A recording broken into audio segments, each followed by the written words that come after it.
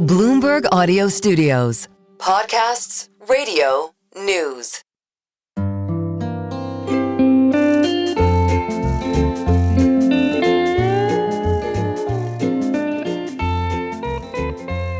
Hello and welcome to another episode of the Odd Lots podcast. I'm Joe Weisenthal. And I'm Tracy Alloway.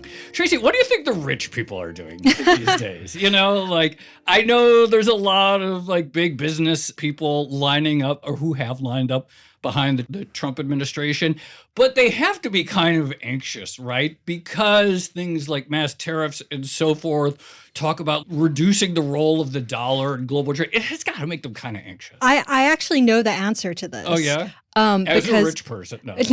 No, As a because the New York Fed publishes a survey of consumer sentiment where you can break it out by pay bracket. And so the highest pay bracket, it's probably not the super rich, but it is pretty rich. And yeah, they're getting worried for all the reasons you just laid out. But I do think if you exist in a pay bracket, that already sort of suggests that you're not that rich. You're not the real, you're getting a pay. What high standards you have, Joe. But anyway, I think these are really interesting times, needless to say, for the globe, for people who have money, for people who have feet around the world where they want to bet. You know, one of the things, I wrote about it last week, we're recording this March 25th, one of the big trades that really had been characterized for the last 15 years is bet on the U.S. literally against everything else. Buy the S&P 500. And just, you get no payment for global diversification. You didn't make any money in China. You lost money. You didn't get any pay for EM. You didn't really get anything in Europe. At least for a couple weeks so far this year, that's reversed pretty sharply. And so one question is if you want glory, should you look outside the U.S. borders these days? Right. Diversification finally potentially paying off. Although, again, it's only been 3 weeks. I know. And you got to be careful with this. We have seen a lot of people. In fact, we've recorded episodes about this, talking about how this is a huge sea change in global politics, potentially in global markets as well. This big moment similar to the fall of the Soviet Union, something that could forever alter Europe's economic and political and security paths. So we'll see. Big things are happening. And Germany is we're going to spend hundreds of billions of dollars on defense, which they've really never done. That's a big change. Deal. So anyway, I'm really excited about our guest, someone I've known and talked to numerous times over the years, but we've never had on the podcast. A luminary in the worlds of journalism, previously a financial journalist, an interesting guy who suddenly popped up. He started posting again recently. And so I was like, oh, maybe he's in New York City these days. We're going to be speaking with Nick Denton. He used to work at the FT, where you used to work, and he wrote a book. And most people would probably know him as the founder of the Gawker family of websites. He currently has a new thing called a Futura Chiado, which is going to be some sort of journalism, trading kind of hybrid. Maybe we'll find out what that is. Nick, thank you so much for coming on Odd Lots. It's going to be fun. I can tell already. I have a question. I've known you for a long time, but I've never asked you this. I actually don't know the answer to this. How would you describe your political ideology? The reason I ask is that, starting with an easy question. It's not, I'm just going to say the most awkward intro to a guest ever. Your former company Gawker was put into bankruptcy in large part due to Peter Thiel. But then I've talked to him, I was I kind of think he has some Thielite sympathies at times, which is a weird thing to say. But I'm sort of picking up on some of that. But I don't know if I'm wrong. Are you quietly based? How would you describe yourself? I remember a conversation with you actually on Twitter. I mean, a DM conversation in maybe 2016, 2017. Yeah.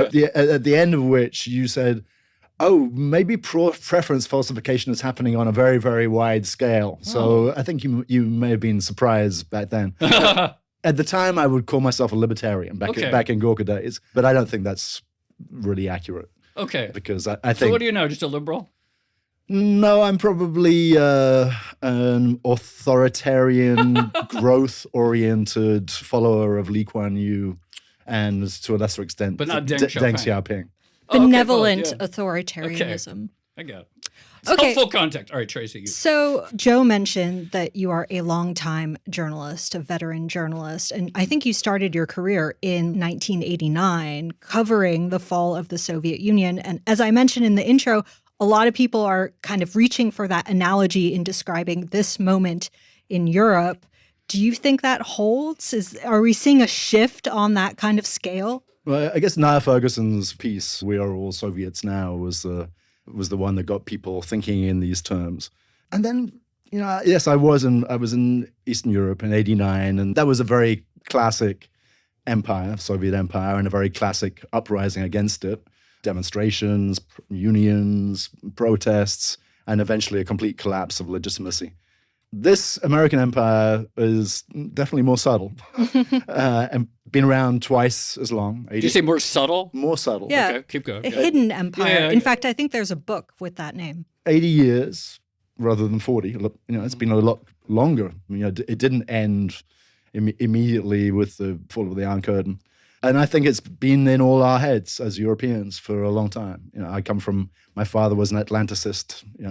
I was an Atlanticist. I saw the United States as being an extension of Europe, a place where Europe had gone to seek new adventures and new continents and new industries.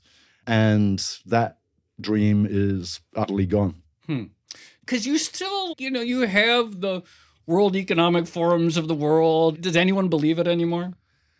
I guess the polls. If you're talking to Christine Lagarde or something like that, the polls right? still seem to believe it for a while. Oh, the polls. And some English, but I think for me the two key incidents, not the abuse of Zelensky in the Oval Office, but the abuse of Denmark, a loyal, small but loyal American ally. A country that actually is arguably very much in alignment on immigration policies. Well, if you're going to talk about civilizational suicide, I don't exactly know how you fit Denmark into that, where the Social Democrats have actually stolen the entire agenda of the right wing in Denmark. And as a result, there is really not much of a right wing resurgence anymore in Denmark. So Denmark totally shows the way for a lot of social democratic parties in Europe. So there was that. And then there was the abuse of Radek Sikorski, one of the prime Atlanticists in Poland, calling it, Elon Musk, with an assist from Marco Rubio, telling him to be quiet, little man. Now, that might just seem petty on my behalf to focus on that, but you're talking about somebody who was absolutely in the American camp. And so if they're abusing somebody like Radek Sikorski, they clearly don't care at all about the Western alliance. And you're actually leaving the U.S. now, right? Why? Yeah, but have you been here? Oh, sorry. Yeah, to some extent, I've been gone since the end of 2016. We came back for family reasons, and now we're going for good, selling the apartment. How come? I was 100% in U.S. assets pretty much in January, both in terms of stocks, real estate, and everything. And now it's pretty much, the stocks are 100% China and Southeast Asia. Wow. And the real estate, we just got a nice, lovely little house in the Buda Hills. So you're diversifying in your portfolio and in real life. I guess the diversified portfolio would be something like, I don't know, US 15%, China 50%, rest of the world 35%, something like that. So I'm obviously not doing that, because I think the adjustment is going to be an opportunity for people to make money. So I guess it's going to end up more or less where electricity production divides up in the world. I come from an emerging markets reporting background too, where you couldn't really believe any of the statistics. You couldn't believe the GDP numbers. The only numbers you could really believe were maybe output in tradable sectors, electricity output, that kind of thing.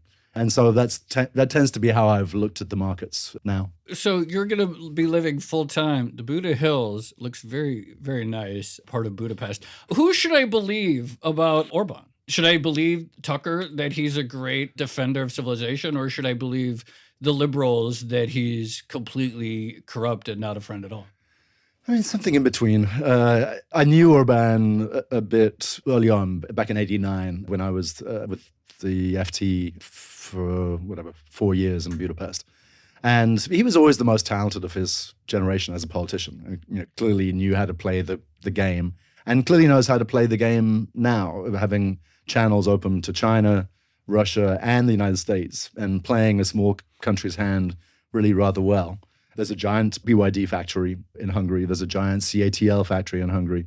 If it actually comes down to it, I think most of Hungary's economic interests are actually China aligned. So I think that's where they'll end up forced. But there's no harm in maintaining channels with the other powers. Just going back to the intro, we were talking about whether or not, let's call them the global elite, are feeling anxious at the moment. I think it's fair to say you probably move in some of those circles, ultra wealthy. What are people saying right now? Like, what's the mood music that you're hearing? Well, are we going to talk about anti-Semitism or not? Definitely. Okay, it's a free space. So when globalists get the blame for what was actually at that time, I think, only a 5% or 7% correction when Trump blamed globalists. I think it's a foretaste of what will happen if there is a significant repricing of assets in America. The globalists, quote unquote globalists, or is it like 4 brackets? I forget what the code is. Yeah, the three parentheses, yeah. So the cosmopolitans, the internationals, the quote unquote European Wall Street Journal, like anything that seems international, anybody who's ever been to Davos, or maybe just the Swiss Alps full stop, is going to come under suspicion. And their life is going to be uncomfortable in the States. I think it's going to be uncomfortable. They're going to be attacked from the left for being capitalist, and they'll be attacked from the right for being unpatriotic. And I think people are going to find, as they did during the kind of the looting phase of the 2020 protests, that there is no real sympathy for the Soho loft dweller in an environment like this. When people are actually asking, so where did all the money go? Where did all the money of the last 25 years, during this period of American exceptionalism, when America was really the only place to put your money if you wanted to invest your time or your money in the future? So where did it all go? What was left at the end of it? Where's the high-speed rail network? Where are the new companies? Yeah. And I think those questions are going to be very hard for people to answer. These are the thoughts that I have like late at night scrolling at my phone. And then I wake up and I'm like, oh, I like make my kids breakfast and I go to the work and it's fine and it's fun. I love coming in here. And then like 10 o'clock at night, this is like where my mind drifts to. So like I was hoping, I need someone have you spent much time just playing around with AI? Yeah, of course. Yeah, he spends so much time playing around with AI. So much office time. No, what were you going to say? Well, under normal circumstances, I'd say like this transition would take a good long time. And historically, it takes decades, not years. But since January 20th, and I don't mean the Trump inauguration, and I don't mean the Roman salute by Elon Musk, but I mean the DeepSeek drop. Since January 20th, I think it's actually clear that AI is universal. It's going to be everywhere, in every country, on every chip. And one of the first things that people are going to do with it is they're going to ask how to make money. And then they will ask more sophisticated questions and have more sophisticated methods of working out how to make money. Oh, you're doing something with this, right? Like you have a new venture where you're using AI to trade or to research for trades. Yeah, I started actually doing a simple analyses of the electric car market, projecting forward BYD and Tesla sales to 2030, just to see where it would end up, and to look at the who was in the lead at every single level of the value chain. And then when you've got an army of researchers at your beck and call, and you know how to manage them well enough, you can get pretty robust answers pretty quickly. Answers that then lead you to make trades that maybe you wouldn't have had the confidence to make otherwise. And I think I'm not the only one.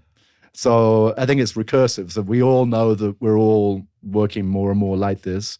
And as we recognize this in other people, so the feedback loops accelerate. And so system changes that might have taken decades get compressed into months or years. That's my theory. I'm actually not still totally convinced. I use AI, but Tracy wasn't kidding. I mean, I do, and I've used like deep research in many of them. I still think it's just a tremendous amount of garbage. And I don't say this, absolutely. But I also want to, it's funny, when you were talking about AI, I could only imagine if ChatGPT had come out in like 2013, what you would have devised to torment Gawker writers about making them compete with AI and because all media orgs have this like anxiety about, well, this is actually pretty good at writing stuff. And then the journalist you would have loved torturing your writers in some way by making them compete. I actually prefer to torture the AIs to compete with each other. But you would have gotten a kick out of it, I feel like, and they would have really hated you for it. Okay. I think that some kinds of journalists, I wouldn't say you're absolute run-of-the-mill journalists, but some kinds of journalists are extremely well equipped. I don't think they recognize the talents they have. and their ability to ask good questions or to play games with somebody else who actually has information that you want to get out of them. That their skill in playing that game is actually very powerful right now. That they could be traders if they wanted to be. Especially you. No, especially not me. I don't have the guns.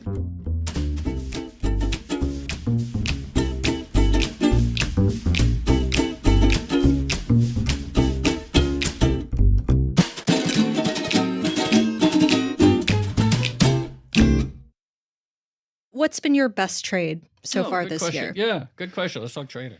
I guess BYD and Xiaomi. So, and that was based on your AI research. Yeah, I've been into electric cars for a while. I'm a gadget head. I look at things from a consumer standpoint, not a producer standpoint. That's always what we sought to do with Gizmodo and Kotaku and Jalopnik and the other consumer technology properties that we had. And you look at these cars side by side, especially when you're talking about the SU7, not a BYD car and a Xiaomi car. BYD was a battery company, and Xiaomi a phone company, and they both come into the car sector.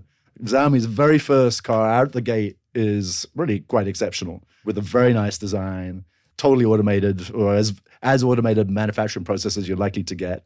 And anybody who's had their hands on it, including the CEO of Ford, does not want to let it go. Yeah. It is clearly either half the price for the same quality or twice the quality for the same price. But we're not talking about 20% Japanese advantages as they had in the 80s, but we're talking about 50 to 100% advantages in many areas. And the lead of the Chinese manufacturers is extending. So that seems pretty obvious to me.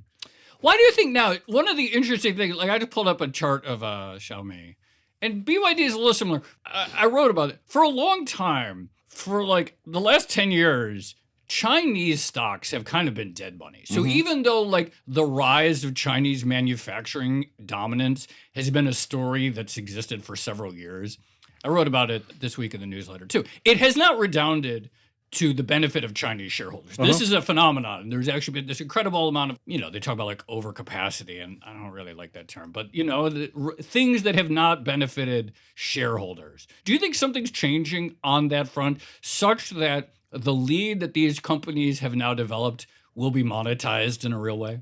There are signs that China is opening up its capital markets. Small signs to begin with, but you've got mainland funds investing in Hong Kong stocks. You've got the anointing of various Chinese companies by Xi Jinping at the meeting that they had, whenever it was, 3 weeks ago, 4 weeks ago.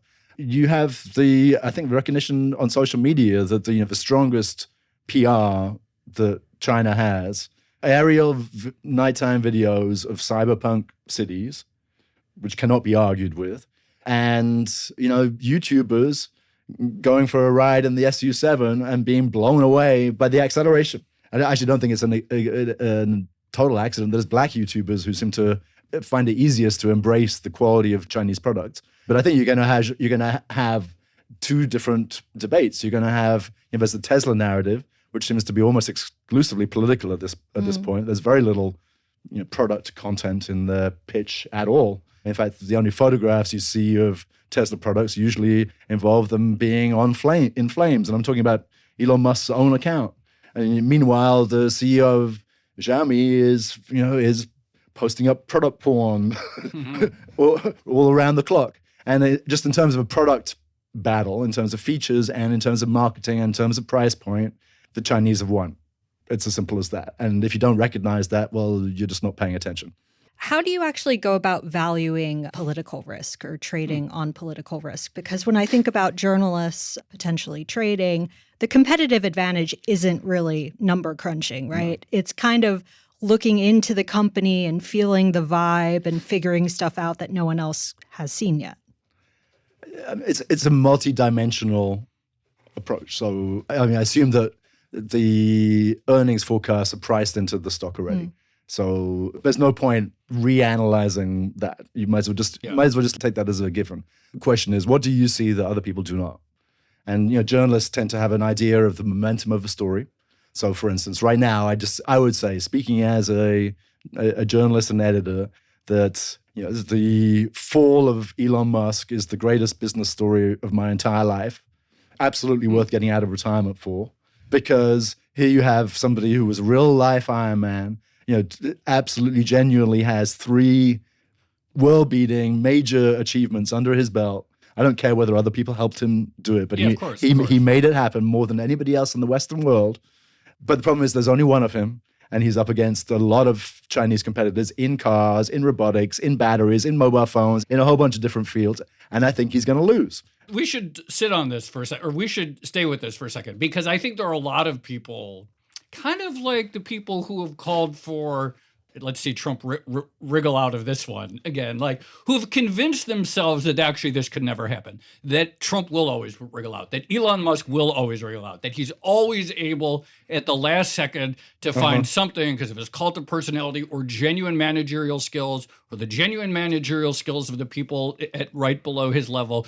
You say the story now is that this is the fall. I mean, I think this is the fall. I think he may have a couple more tricks up his sleeve. But, if you think about, the gap between the Tesla fundamental value now as an electric car company that it is X growth, like just think about that. Yeah. Think how much their valuation depended on extrapolations of growth and the interruption of that growth, what that means to any net present value calculation. The international markets are plainly being torched by Elon Musk himself, with all of the PR and propaganda that he puts out that might shore up the MAGA base. But every single thing that he does, every single pitch in front of the White House is turning off both natural Tesla buyers in the big blue cities he's and also managing the international to alienate everyone. Everybody except for the MAGA base. So you're going to who probably don't buy that many EVs anyway. Well, right? apparently they are buying some, so it's not entirely a fiction. But every single one that they buy further cements this image as the MAGA mobile, that's right, and kills the international story. An international story which is in any case in trouble, and because Tesla, in China doesn't have very exciting cars compared with the ones that its competitors come out with. So I don't think the international market's going to work, which means that it's pretty much all down to robots. And he's pretty much put all his chips on the Optimus, which seems incredibly dangerous to me, and the mark of somebody who's really desperate and putting it all behind a very, very risky race in which he is starting from behind. How did you get so into cars? Out of curiosity. How do I get into cars? Isn't that just something that just is? You were born with an interest in cars. Like the Cybertruck.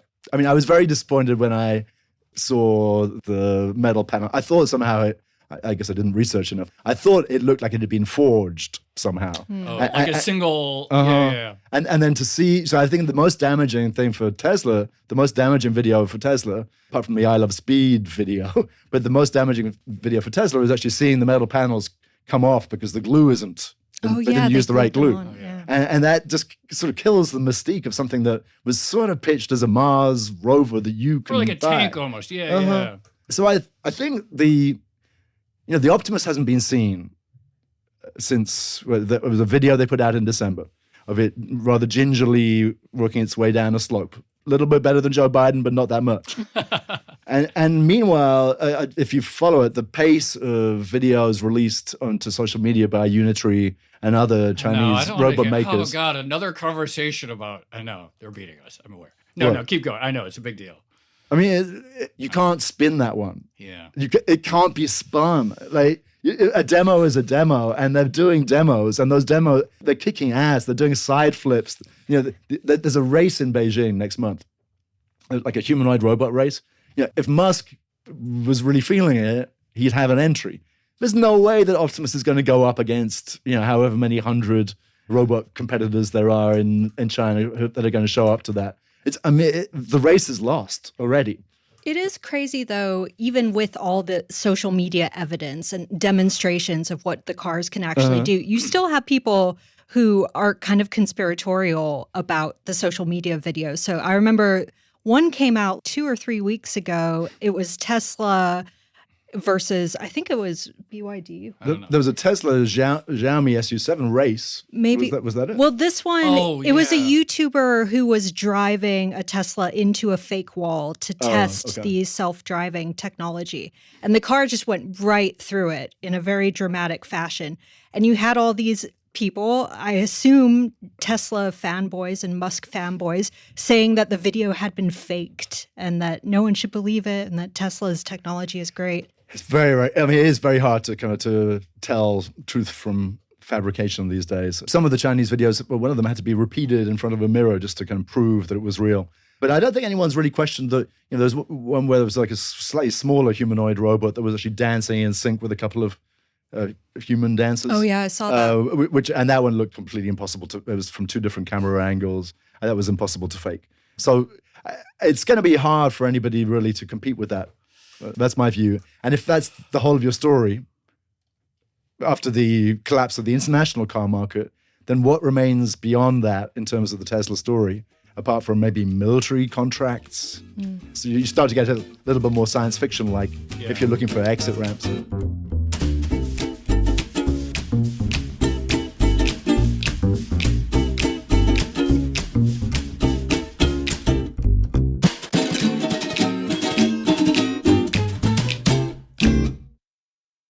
What do you think about the dominance of U.S. internet companies? Because that was actually maybe even more than Tesla, right? Like the story of the 2010s, Facebook, Meta.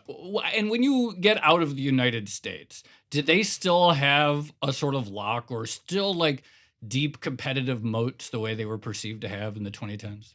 That's a great question. I mean, TikTok exists, so that's a problem for them. But it's provable that a non-U.S. company can have a gigantic social media. But what do you think? This is where the money is. Well, I think the tech platforms are extraordinarily vulnerable. And they're vulnerable for the same reason Tesla is vulnerable. Tesla's biggest factory is in Shanghai. Tesla could be, it could be kind of crippled with a signature on a piece of paper. The U.S. tech giants never, to their benefit, they never had a Chinese business. They don't have, Facebook's never made money in China. Apple makes all of its phones in China and has had almost no success in diversifying its supply chain to India or Vietnam. Right. And I mean, look, don't take my word for it. The people I pay attention to are the right wingers. Palmer Luckey's recent interview, he has a long 5-minute spiel all about Apple and how easy it would be for the Chinese government just to basically seize the factories and become the dominant supplier of smartphones to the world. That the most valuable company in the existence of the United States could go up like that with a couple of decrees. And I don't think that kind of risk is actually priced into the market. So I have a short on Apple as well as Tesla. So I think that there are some companies that are less vulnerable than that. But even the companies that have no industrial dependence on China, a company like Facebook or X, would it not be reasonable for Europe to say tomorrow that X in Europe should be divested, as TikTok was? That that Europe is tired of American politicians interfering in its internal affairs, and the full spectrum of free European speech should be absolutely given a platform, but there's no reason why outsiders, non-Europeans, should either participate or should actually have ownership, have control in such companies. I mean, that would be a very reasonable, consistent thing to do. And what about Facebook? There isn't a huge amount of European antagonism towards Facebook right now because Facebook really does comply with local regulations. But all of these companies are very much dependent on goodwill and on the Western alliance continuing to exist in some form. So speaking of Europe, I mean, there is a sense that Europe is way, way behind when it comes to technology, certainly versus a place like China. Do you have faith that that's going to reverse? Or is it the case that maybe they get good at something else, something non-tech? What is driving some of the optimism here? I'm not actually invested in any European stocks right now. I do think that Europe is sort of a side story here.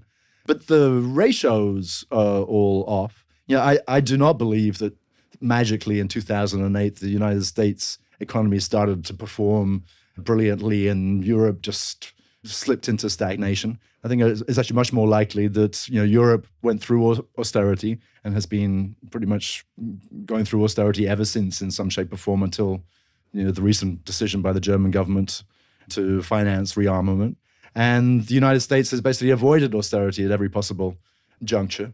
That 2008, rather than being a purge of Wall Street in the way that the dot-com crash was a purge of Silicon Valley, instead of that being a purge of Wall Street, the economy was immediately reinflated. And it's been reinflated after every single minor correction ever since. And so we've basically got 25 years of bubble.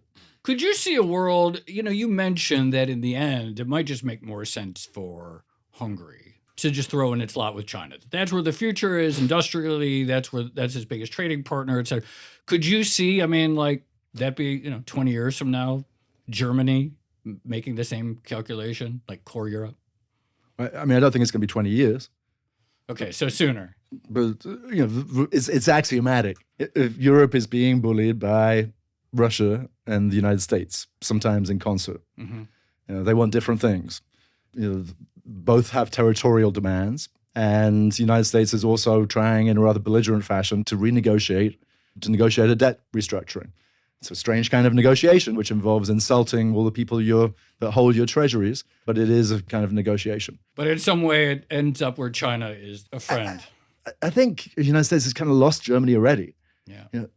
I don't know whether even if the tune changed, whether the German Atlanticists would revive. I think a kind of trust has been broken and a face of America has been revealed that will be hard for people to forget. And there's also been there's been a nationalist resurgence in Canada, in Mexico, in China, and in Europe. The Chinese don't, the Chinese joke that, Trump is the great nation builder, the great nation builder of other nations. And when Donald Tusk reminds people that Europe is 500 million people who don't need to be begging 300 million Americans for help dealing with 100 million Russians who can't even handle 40 million Ukrainians. When you start to look at it a little bit differently, I think some of that European cravenness falls away. So you mentioned the post-2008 reaction in the market, and I do think there is a tendency on the part of policymakers to reinflate as quickly as possible. And we've seen this over and over, 2008, 2020. They moved very, very quickly to get the market back up. And it does seem like a very idiosyncratic characteristic of the U.S.'s political economy is the importance of stocks and asset prices. And this idea, it really feels like everything kind of rests on your portfolio of financial assets. So your retirement, your education probably, the things you buy, housing, basically everything.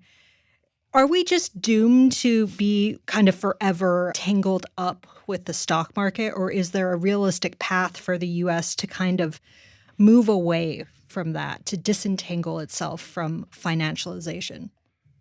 You're totally hooked. You're totally hooked. It's just, it's been at least 25 years, it's been longer. You look at General Electric.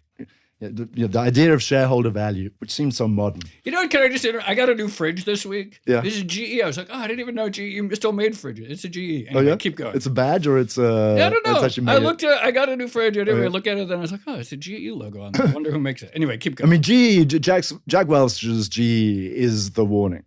It's the warning of a company whose earnings were massaged carefully up so that it actually acted like a pension fund rather than a company. And people warned about the growing importance of GE finance and the financialization of America's prime manufacturing company. And the whole conglomerate was left as kind of a husk at the end of the process. So that is the warning. I don't see how America kicks the habit. China had a policy of hiding its light after Deng Xiaoping, arguably right through up until 2010 or so. Arguably its companies have hidden their light subsequently too. You look at their market values, you look at their stock trajectories, it's nothing that impressive. But now we've got a moment when you've got America pumped up through marketing and financialization, and you've got China that has quietly built and produced, and they are now being compared directly with one another in BYD versus Tesla, in Xiaomi versus Apple. And the comparison is pretty devastating. Are your children learning Mandarin? No, I'm serious. Like, because some people are doing that. Not yet. I just have one last question. I joked that if AI had been around, I think you would have found a way to torment the Gawker writers. But you did do that because it wasn't AI, but you had this belief that the commenters, that's where the real action is. And you're going to make the writers compete with the commenters. And if the commenters are creating better content, then hey, so be it. Then they're better than the writers. And I feel like for several years since then, you've always sort of clung to this belief that that's where the real action is in various ways. It's the people. Tell us a little bit about what you're building now, and does it tap into that spirit? I mean, I guess I've taken two lessons from the Gawker experience and just the experience of watching flame wars on the internet, since God knows when. Echo chambers are very, very dangerous. And arguably the Gawker writers were in an echo chamber from maybe 2011 through to 2015 when it all blew up. And when I see Elon Musk on Twitter, or Joe Rogan in the podcast world, it all looks extremely familiar. That, here you have somebody who's basically paying a little bit too much attention to the most engaged members of the audience. Audience capture is real. It's real. And that's actually why I don't think that Musk is capable of getting out of this vortex that he's trapped in, because he's playing to that gallery, playing to a gallery of basically extreme right-wingers, and they are going to lead him and each other off the edge of the cliff. Nick, thank you so much for coming on Odd Lots. That was one of the gloomiest episodes you've ever done. Oh, really? No, I really think so. But I really appreciate you coming on. It was fantastic. And I'm glad we made it happen while you still have while you still have a foot on American soil. Before you flee the country. Yeah.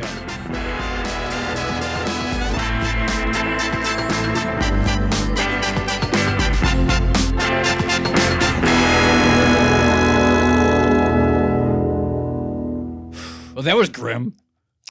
It was a fun conversation. It was fun. But the subject matter was grim. You know what I realized as we were sort of reminiscing about Gawker? I totally forgot. I wrote a freelance piece or just a contribution to, do you remember IO9? Yeah, there's sci-fi one. Yeah. Yeah. And so I wrote this article about some Russian billionaire that is trying to reach eternal life through robotics or something. Obviously. You wrote that for IO9? Yeah. I didn't know you wrote an IO9 piece. Well, I'd cool. totally forgotten. Yeah. But obviously, more than 10 years later, we're still waiting for immortality. So tech can only go so far. I think we're going to be waiting a lot longer than 10 years. I mean, I think there were three things that I found bracing. One is the industrial divide is massive and growing, right? Between the U.S. and China. Mm-hmm. That seems real. That's really worrisome to me. The description of the ways in which the current administration has insulted even stalwart allies, mm-hmm. Why mock Denmark and so forth. That seems like a really big deal. And then obviously, the impulse to, you get a little bit of a wobble in the sell-off and you blamed, and I'm doing the parentheses, the globalists. That is disturbing. Well, the other thing I was thinking about was, Nick mentioned China starting to open up some of its capital accounts. And it's kind of interesting / ironic that is happening at the same time that the U.S. seems to be, they haven't done it yet, but there does seem to be this isolationist will when it comes to capital markets. Maybe they don't want as much foreign capital coming into the country. Yeah. You get that sense, right? And so the U.S. and China kind of moving in opposite directions and then also doing some of the same stuff. It's interesting, building out manufacturing, right? You know what I like about Nick? That he's a journalist who can actually just talk stocks. How many journalists, no, seriously, because there are journalists who are in their specialty can say things, but how many of them could just BS with you a while about stocks? Nick can actually do that. It's actually really impressive. I think you need to be careful about saying that in an office full of at least a few dozen journalists who can BS on stocks. No, for right. I feel you're right. It's more they'll say yeah, I'm short that or I'm long that, and they'll actually have a confident trading position. No, look, a lot of people could tell you a lot about stocks. Whether they're we can't short stocks obviously at Bloomberg, but most journalists I've ever talked to generally don't have I'm short Apple and Tesla. I'm long BYD and Xiaomi. And just sort of buy the index. Anyway, I really enjoyed talking to Nick. It was fun to reminisce and also think about the very grim future. Shall we leave it there? Let's leave it there. This has been another episode of the Odd Lots podcast. I'm Tracy Alloway. You can follow me at Tracy Alloway. And I'm Joe Weisenthal. You can follow me at The Stalwart. Follow Nick Denton. He's at Nick, not Ned. And check out his new endeavor, Futura Chiato. It's at Futura Chiato. Follow our producers, Carmen Rodriguez at Carmen Arman, Dashiell Bennett at Dashbot, and Cale Brooks at Cale Brooks. For more Odd Lots content, go to Bloomberg.com/oddlots, where we have all of our episodes. And you can read our daily newsletter, and you can chat about all of these topics 24/7 in our Discord, discord.gg/oddlots. And if you enjoy Odd Lots, if you like it when we talk to journalists who actually have opinions, then please leave us a positive review on your favorite podcast platform. And remember, if you are a Bloomberg subscriber, you can listen to all of our content absolutely ad-free. All you need to do is find the Bloomberg channel on Apple Podcasts and follow the directions there. Thanks for listening.